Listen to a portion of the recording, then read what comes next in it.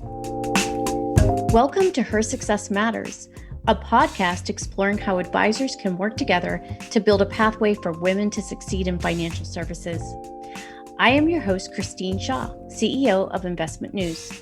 This podcast will give you rare insider access to the top financial services executives who are taking action to break down the barriers for the next generation of female advisors. On this episode, we're going to dive into the topic of communication and education. The financial services industry is full of complex topics. So how can we better explain, communicate, and educate in a constantly evolving industry? And to answer that question, I'm joined by a true master in communication, Laura Gregg, the Director of Practice Management and Advisor Research at FlexShares. Laura has climbed the ranks thanks to a direct communication style and an ability to explain difficult concepts to executives. Laura, we are so thrilled to have you join us. Welcome to Her Success Matters. Oh, Christine, thank you. Thank you for having me. I'm delighted to be here. Fantastic. Well, let's get right in. And Laura, let's start by talking about your background and how it has shaped your perspective of the industry.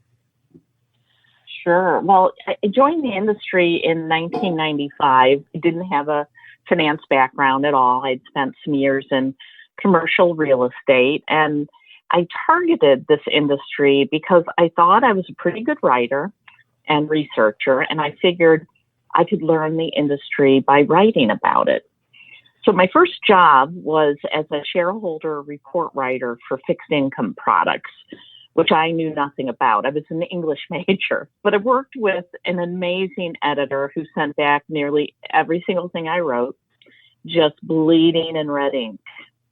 And as I took that on, I was offered the opportunity to sit for the Series 7 and also to take a 6-month certificate program in direct marketing.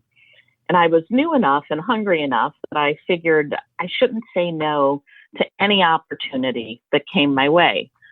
So a few months into that role, they also named me editor of a newsletter for small business owners, which focused a lot on tax issues. Again, an area in which I had absolutely no background. So a couple months after that, it just felt like I was flying blind. Things felt like they were crashing around me. I just didn't think I was cutting it. And Christine, I actually tried to resign. I went in, told my boss that I knew I wasn't cutting it and that I would understand if she thought we should part ways, and there was, no harm. Fortunately for me, she did not accept my verbal resignation, and she pointed out all that I had taken on and was juggling and trying to learn all at one time. And she shared with me that she was surprised that I said yes to everything that they threw out there. And they were somewhat worried that I was taking on too much, but they were starting to see, she and this editor of mine were starting to see that things were starting to click. So that's kind of a long-winded answer to how my background has shaped my perspective. It's been a career of a lot of just jumping into what are complex concepts for me at the time and then doing my very best to figure them out. I've learned to ask a lot of questions, and early on I would be a little bit shy about that. I'm no longer shy at all. And I do a lot of external research on my own. And as the years go by, I become less fearful of the unknown because I know that I can learn new things. And it's truly been a great career, one that I certainly never would have imagined early on. Listening to your story, which thank you for sharing, there's so many things that I can relate to and so many other women can relate to. First of all, kudos to you for not having a financial services background, but understanding what your skills were and working with the skills you had as a path into the industry. Not a lot of people can recognize their internal skills and use them to their advantage. So I think that's a great lesson for young women and all women to hear.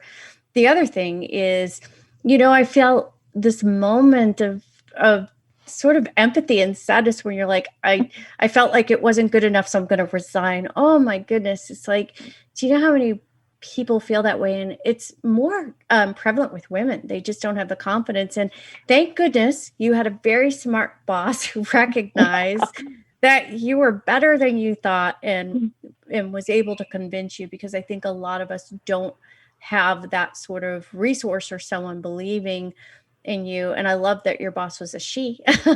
So yes, that probably had a hand in it too. But I think that's another important lesson is that you didn't have enough confidence, and yet your boss recognized it. But I'm sure there's many people who might have turned in their resignation and it was accepted. So I love that you're the story that was not accepted. I'm thrilled. I'm thrilled that it worked out. But I do think that a lot of women do have really high expectations for ourselves, and sometimes very unrealistic expectations. And so it's great. I was blessed that I had this opportunity to work with somebody, actually a couple people that understood that. So it was a true good fortune for me. Yes, and I also like that you said you asked a lot of questions. I remember when I was a little girl, my mother used to say, "You're like Barbara Walters. All you do is ask questions." And it takes. Luckily for me, it wasn't about. I was just one of those curious people, and I think we've talked in previous conversations. You also were curious, and it's a good quality to have, is to just be curious and to have the confidence that it's okay to ask questions, even if it's annoying.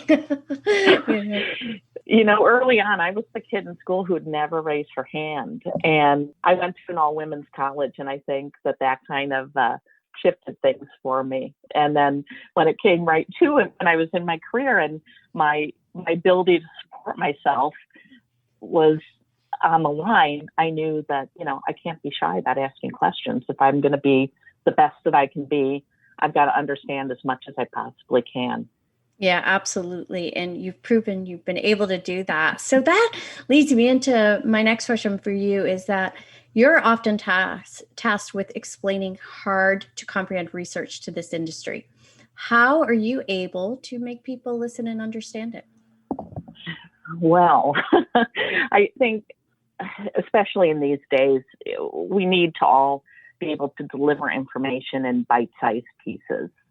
I remember 6-7 years ago doing some work around millennial generation and millennials as clients and investors, and the rap on millennials at that time was that they're all distracted, they don't read, they don't care. And I actually think it's not so much a generational thing, although I think they were ahead of us, or me, I should say, at least on the digital path. But I think it's a mechanism that we all employ because there's so much information that's coming at us 24 hours a day, 7 days a week. I will call myself, to some friends at work, professional scanner, but hopefully one that knows when I found content that's relevant and additive, and I know when it's time to really dig in. I think in terms of writing, even in talking, numbered lists, bullets go a long way. And what I've really learned over the years is not to try to be too nuanced. For written pieces, I'll put in sidebars that actually say important point, exclamation mark. And when I'm speaking, I'll try to stop and tell my audience what I'm about to say is something that they'll find helpful or surprising, or whatever it is that I need to try to grab their attention. I don't think that people, I know that I don't want to wade through pages and pages of heavy content with no white space. And unfortunately, I think that we're getting better as an industry, but I think that still continues to be an issue. I see that there are still so many academic looking pieces out there with 12 or 16 pages of content, virtually no margins or white space, no executive summaries, and they're tremendously difficult to get through. I look at those pieces and think, I don't know that I want to devote the time right now. Right. And I don't think I may not be as academic as many people in this industry, but I really don't think that most people want to commit a lot of time until they know what's in it for them. And I think that people more and more scan things to make that decision on whether it's going to be worth their time to dive in and read something. So as much as possible for the pieces I write, I try to tell the story through headlines, subheads, and call-out boxes. And I think even if the person doesn't read all of the copy, my goal is for them to still to be able to come away with at least a high-level idea of what we're talking about by just reading those headlines. And, hopefully, if I do my job right, they'll dig in and they'll read the full text. Yeah, no, those are really some compelling points because also, first of all, it sounds like you could come right to work at Investment News' newsroom and get some great content for us.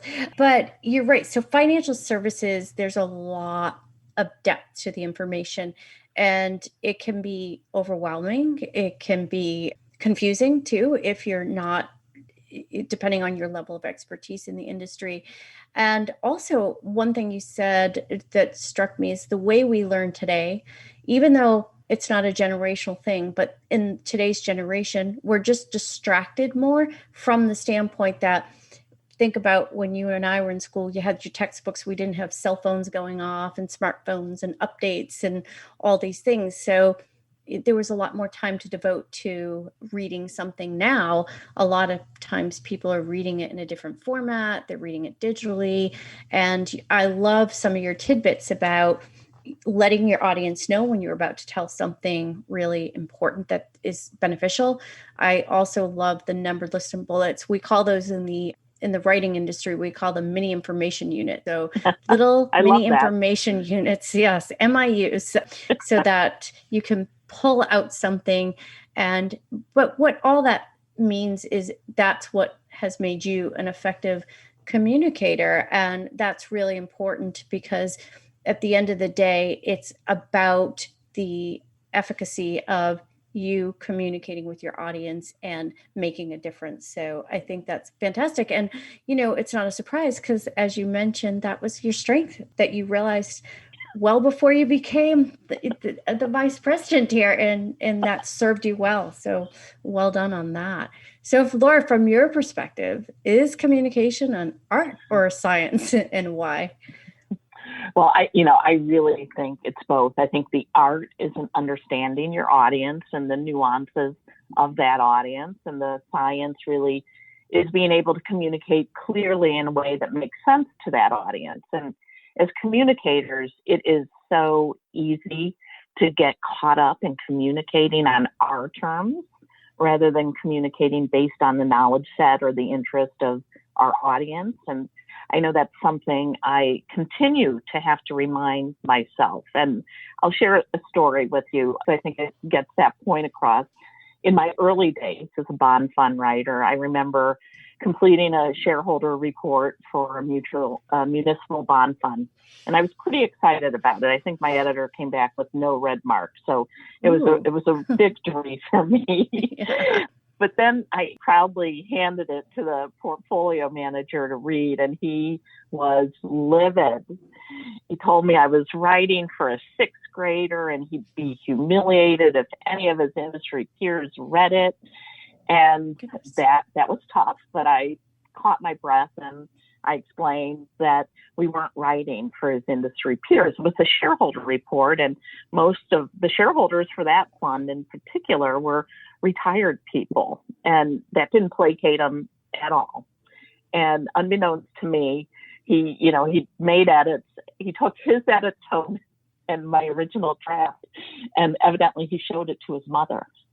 And the end of the day, we ended up going with a version that was a lot closer to what I wrote initially, thanks to his mother. And I was just disappointed I never got to thank her. But the point of sharing this is that it's so easy, again, for us to get caught up in what matters to us rather than to our audience.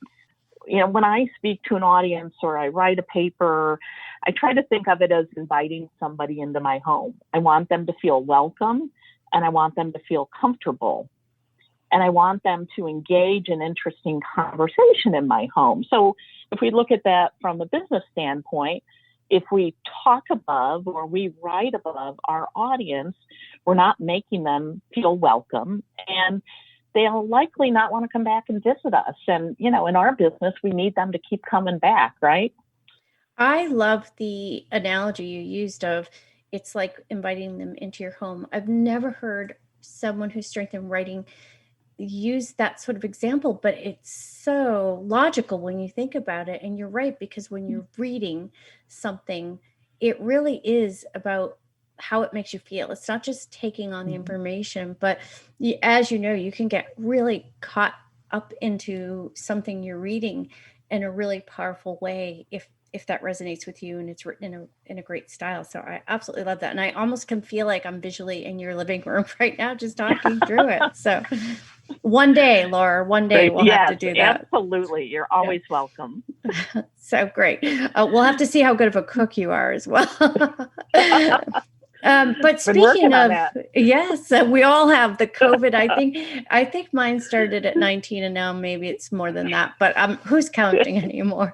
As I have an apple pie recipe laying out on my counter for later on. But anyway, I digress. So speaking of communication though, what I find amazing is that you're not just an excellent writer, but you also an excellent communicator verbally. And I know this firsthand because you have created an incredible podcast, The Flexible Advisor, and now you're using this to communicate your message. So how is this helping you, and what's the feedback been?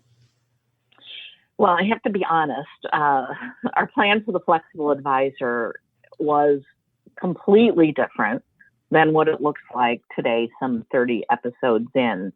It was initially meant to be a vehicle to share our FlexShares proprietary investor and advisor research once or maybe twice a month. And we were actually really excited and ready to launch it in mid-March. We had done some new proprietary research on building advisor teams and how diversity factors into that. And then COVID hit. So, it just wasn't the right time. But it was really serendipitous, right? Because we had this platform set up, and while we knew we couldn't go out or we didn't want to go out with that diversity research in the middle of March, I thought, well, why don't we use what we have? And so I started calling advisors and consultants and industry experts and started to talk to them about what's going on with COVID, the viewer advisors, how is that transition out of your office been going? How are you keeping in touch with clients and so on? And we started broadcasting episodes to really help. My goal was to help the advisor community understand what everybody else was doing, what was working and what wasn't. And while we had the name The Flexible Advisor chosen many months before we even knew about a pandemic, boy, did it, really take on new meaning when we launched, because really we've all had to be quite flexible. So for me, the Flexible Advisor, I view it as one of those gifts of COVID, and there aren't too many, but for me, it's been a real gift because, as you know, I had traveled a lot and I love those in-person connections and I've always learned so much by going to conferences, but even, having that time to meet new people at them. And so the podcast has really given me the opportunity to introduce myself to so many wonderful counterparts throughout the industry and to learn from them. My co-host, David Partain, is awesome. We have a fun time talking to these people, and I hope we're adding value on a wide variety of topics, none of which were in my 2020 content plan. Yes. And one of the best comments I will say that has buoyed me that I received was that the Flexible Advisor doesn't seem to be afraid to go anywhere. And that was especially heartening because we took on the topic of racial and social equity in the wake of the George Floyd killing. Mm-hmm. And throughout the summer. So I really, really appreciated that compliment. That is amazing. Great. That's good for you and your team for leaning into that. And I think that more of us just have to have those uncomfortable conversations and keep the momentum. So I think, as you or someone else had said, let's make this a movement and not a moment, and that's important. So with that, knowing today is all around communication in terms of our topic, and we are living in an unprecedented time in this new world, new virtual world. How do you feel communication has evolved over the past 6 months? Wow, tremendously, right? We've all been thrown into this world, whether we wanted to be or not. I mean, before COVID, I was never a fan of video calls. I'd avoid them like the plague. It didn't necessarily make sense to me, but through this pandemic, I've learned to not only accept them, but actually embrace them. It provides some sense of normalcy, being able to talk face to face with my team every day, even though it's through a computer. I mean, it's been uplifting. Now, I think we can all hit that level of fatigue as well. So it's that fine art and science of how much is enough. But I also think, and I may be getting off track a little bit here, but I think the last 6 months made us all a little more forgiving and hopefully more human.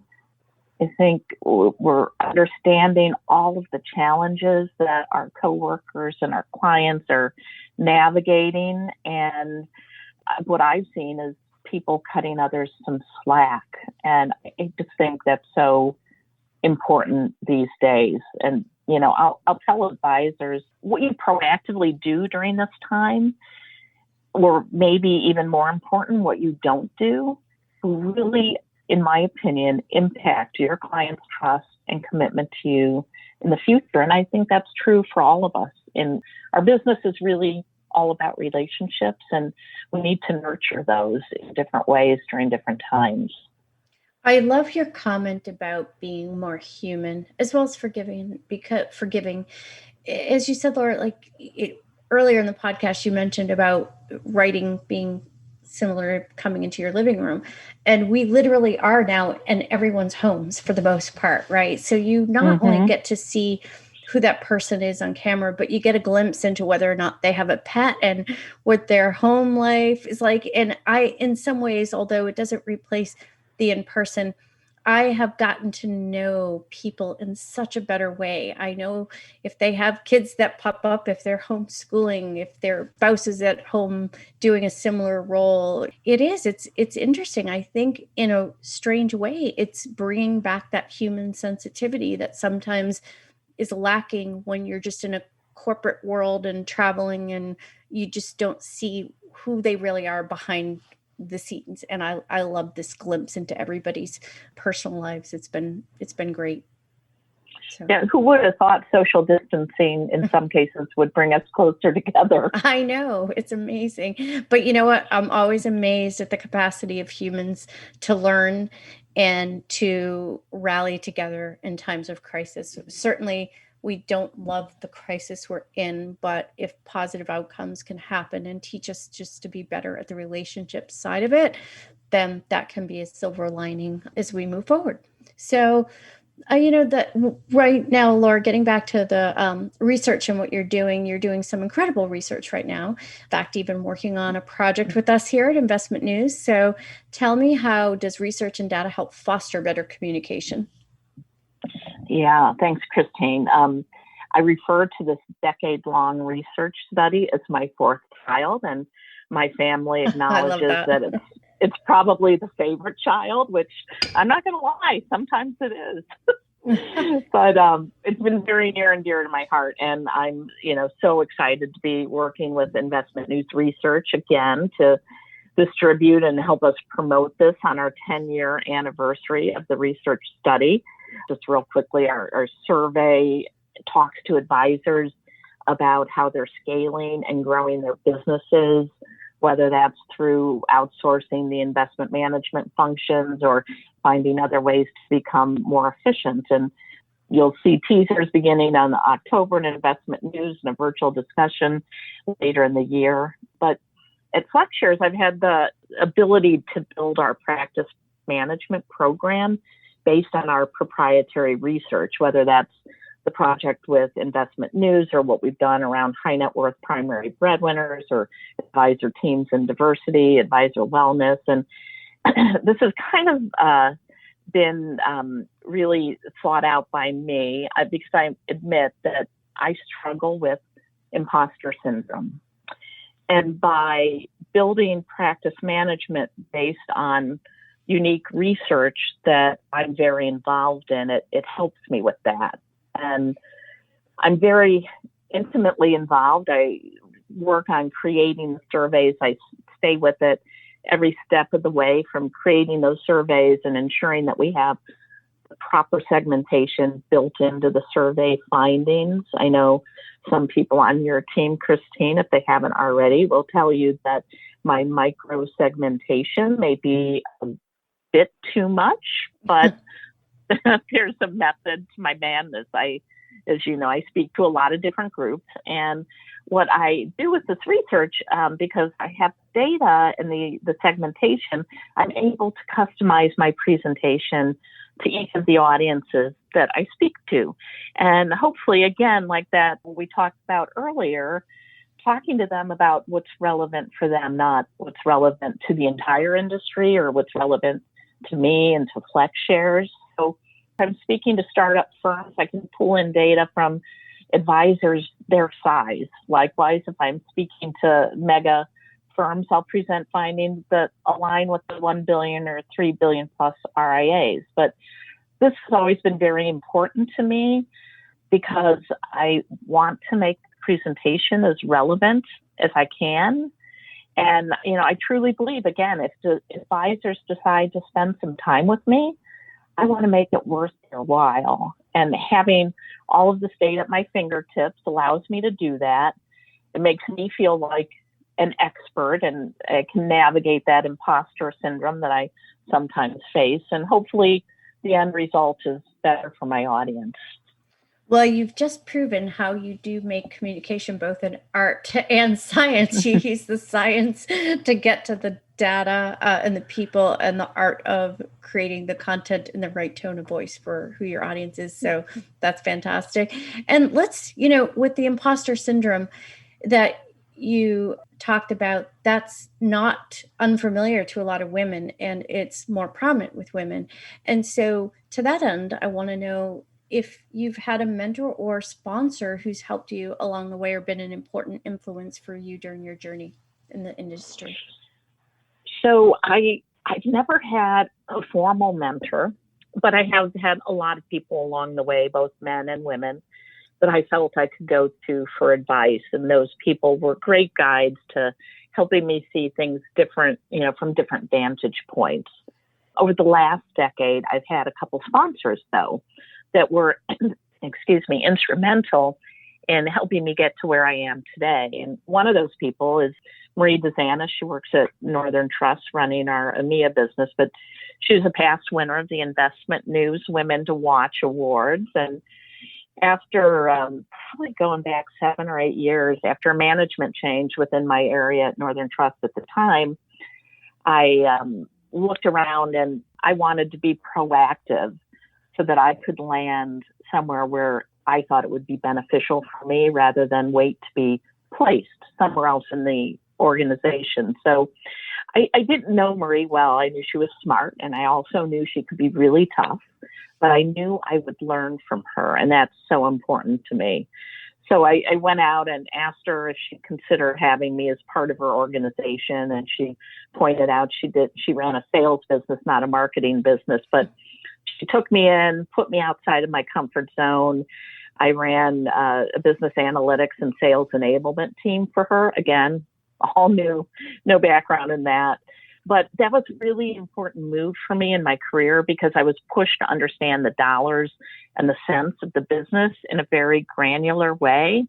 And I did that for, I think, about 3.5 years until Marie was promoted and moved on to run our EMEA business. And at that time, David Partey, the FlexShares head of marketing, tapped me to join his team and build out a practice management program. And, he really gave me a ton of freedom to decide what the program looked like. He supported my thought about building it around research. And so those two things came kind of late in my career, but they were really instrumental in my being here with you today. Yeah, no, what a great story. And what I love, it's a testament to you that you've had both your first boss who refused to accept your resignation, and then Maria who said, okay, well, I don't run a marketing organization, but I'm going to take you in, because if she didn't see the talent, if both those women didn't see the talent, right? And I love that. So that has to be a huge confidence build and lift for an individual as they're growing their career. So with all these facets of your role and your perspective from your entire amazing career in this industry, tell us what your vision is and what's your goal for yourself, FlexShares, in the industry.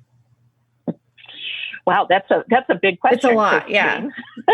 But I'll do my best. So, in terms of the industry, my vision is that this is no surprise, right? We're in a time of massive and continued disintermediation. And, I truly believe that the advisors who will be successful long-term are those that take the time to develop deep personal relationships with their clients. This business is so much more than investment management. Investment management, in my opinion, is table stakes. Everybody has it. But to stand out, you need to consistently wow your clients. You need to be proactive and to make sure that they know you care about them deeply as a person. And as it relates to me, I'm just on a quest to learn as much as I can by getting to know as many people in the industry as possible: advisors, consultants, marketers, ops people, media people. I want to understand how they're viewing the industry, what they're doing to change it. I want to understand the challenges, who's helped them along the way, and learn about their clients and how they're engaging. And, I'm very fortunate to be in a position where I can pursue all of my curiosity and excited that the future of FlexShares and Northern Trust, I believe, is really positioned for some great continued growth. And a lot of that, I also believe, because we care about our clients. And again, I just keep going back to the relationship angle, because I just think it's critical, and it's what sets us each apart.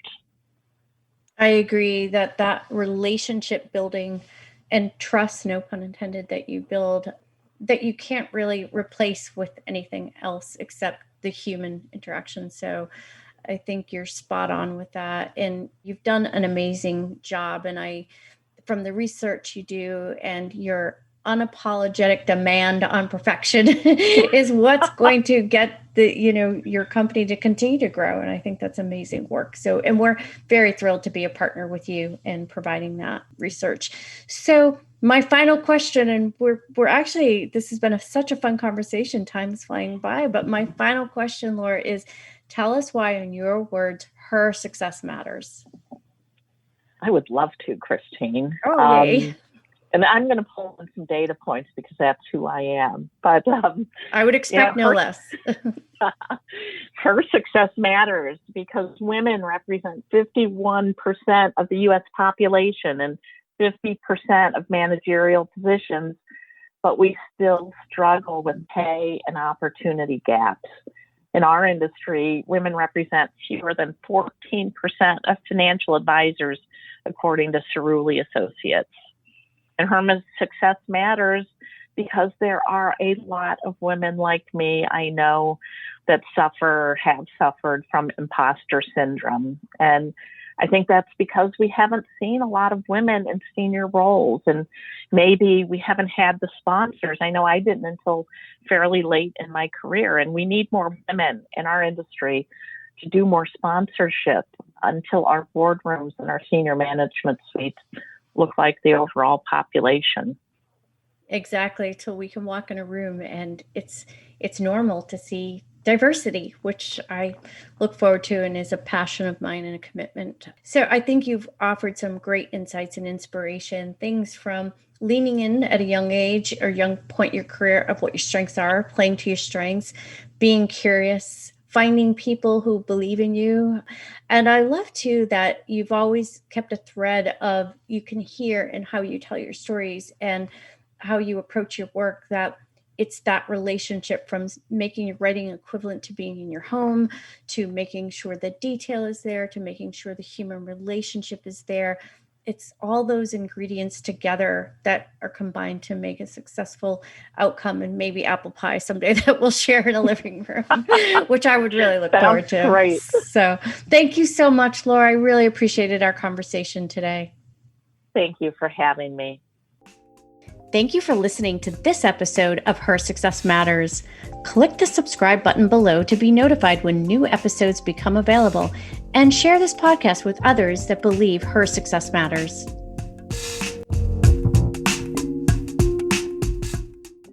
The information covered and posted represents the views and opinions of the guest and does not necessarily represent the views or opinions of Investment News.